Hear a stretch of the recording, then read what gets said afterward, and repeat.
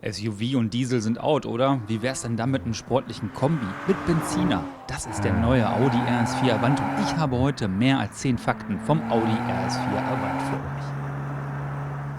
Unter der Haube sitzt ein 2,9 Liter V6 Biturbo mit einer Leistung von 331 kW, das sind 450 PS. Zwischen 1900 und 5000 Umdrehungen stehen 600 Newtonmeter zur Verfügung.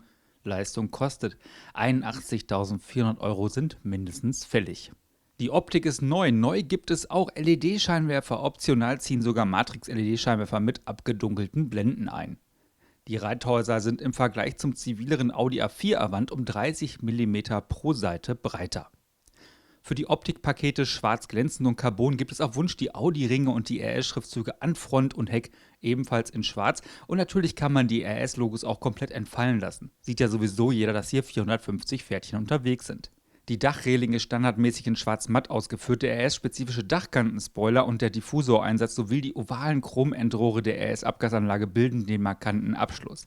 Die optionale RS-Sport-Abgasanlage mit schwarzen Endrohrblenden soll für ein besonders sportliches Klangerlebnis sorgen. Allerdings kommt der Sechszylinder natürlich nicht an den V8-Sound dran, aber das steht auf einem ganz anderen Blatt Papier.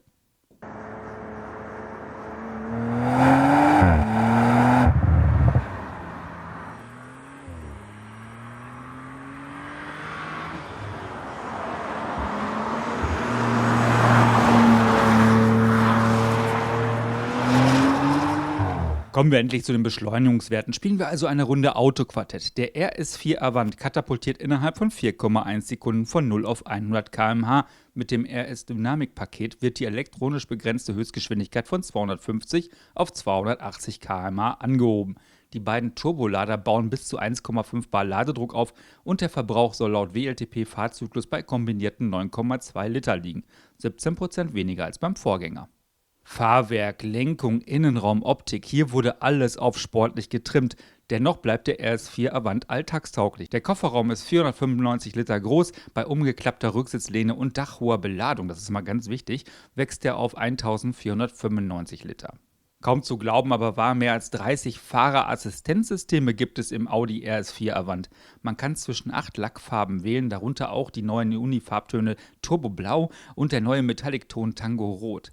Im Programm von Audi Exclusive gibt es zudem zahlreiche weitere Individuallackierungen. Audi hat früher mit dem Slogan „Schöne Kombis heißen Avant" geworben und beim neuen Audi RS4 Avant könnte man das auch durchaus mal wieder so stehen lassen, oder?